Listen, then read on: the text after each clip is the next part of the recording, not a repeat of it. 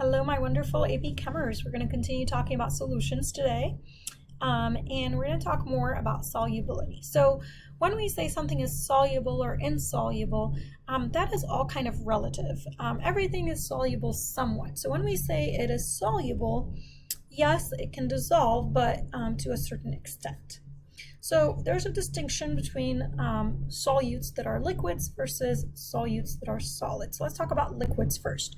So when you are mixing two liquids and they do mix together, we don't typically use the word soluble, we typically use the word miscible. And miscible just means mixable. And when you have two liquids that are miscible, they can mix in any amount. So these mix any amount of liquid dissolves in any amount of the other. So alcohol and water are miscible, so I can mix any amount of water, any amount of alcohol, they will still mix together. Immiscible means they do not mix, so they will not mix in any amounts, like oil and water, for example.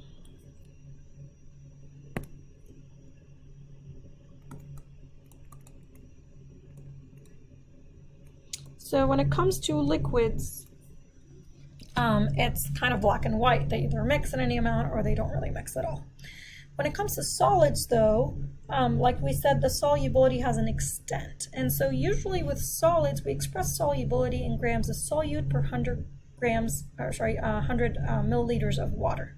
So we have these solubility curves to show us in 100 grams of water, how many grams of solute can dissolve. And so you see on these curves, for example, at 20 Celsius, sodium nitrate, we can dissolve about, like 86 grams of it or something in 100 grams of water. So each salt is slightly different in its solubility in water. We can form any of three solutions. We can form a saturated, unsaturated, or supersaturated solutions. So let's start with unsaturated first. Saturated means it's full. So unsaturated means it's not full. So it holds less than the maximum amount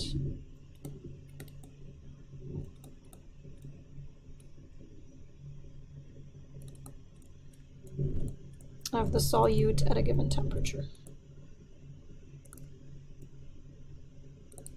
Whereas saturated means it holds the maximum amount of solute at that temperature.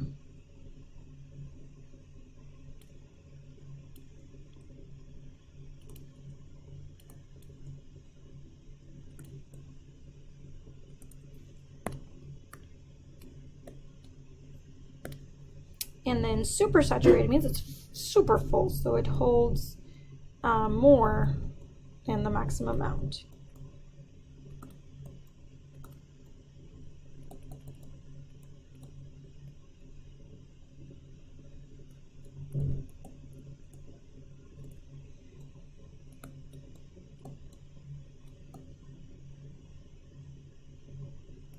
So let's take a look again at these solubility curves, and let's stick with 20 degrees for sodium nitrate, and we said about 86 grams of sodium nitrate can dissolve at 20 Celsius in 100 grams of water.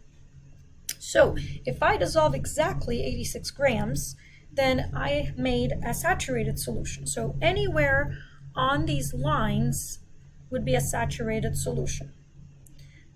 If I increase the temperature, I can dissolve more. So at 30 Celsius, maybe I can dissolve like 94 grams. At 50 Celsius, it looks like I can dissolve 104 grams or 103 grams, something like that. So anywhere on the line, that would be a saturated solution. It's holding the maximum amount.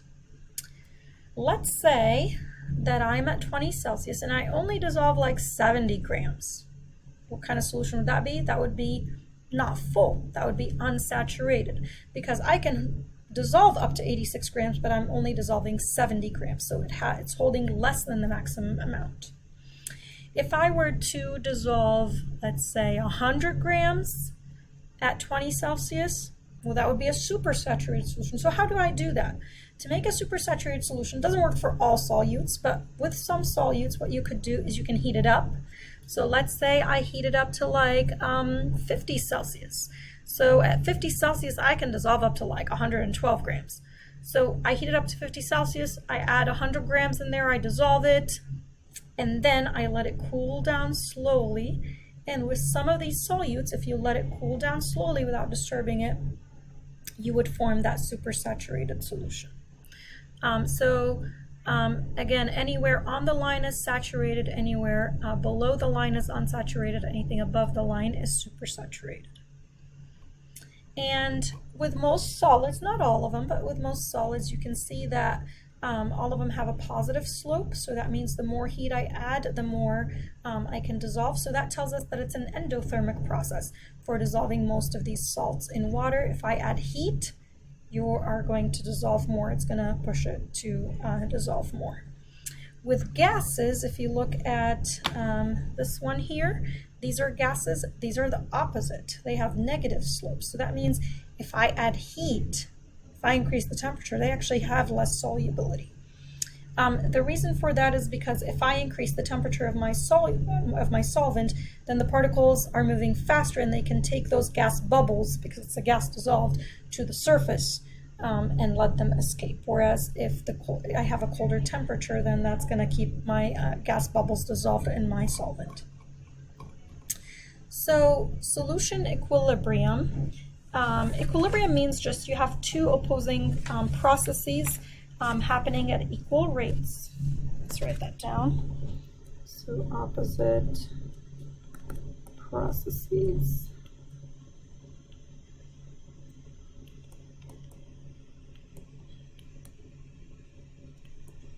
And so in this case, the opposite processes would be dissolving versus precipitation or crystallization. So we were just kind of talking about this. If I take a solid and add heat to it and it dissolves more, that would be an endothermic process. Right, so most of my solvents here that are solid are endothermic when I dissolve them. The more heat I add, the more they dissolve. And when I dissolve them, the temperature goes down because of that. There are some solids that are exothermic where I add them and I give off heat, and so the more heat I add, the more it shifts back to forming the solid and the solvent. So if you remember Le Chatelier's principle, it says if a stress is placed on an equilibrium system, the system will adjust to relieve that stress. And we're going to talk more about equilibrium in chapter 15. But for now, basically, if it's endothermic, where heat is on the reactant side, if I add more heat, it's going to drive it to the right to get rid of that heat.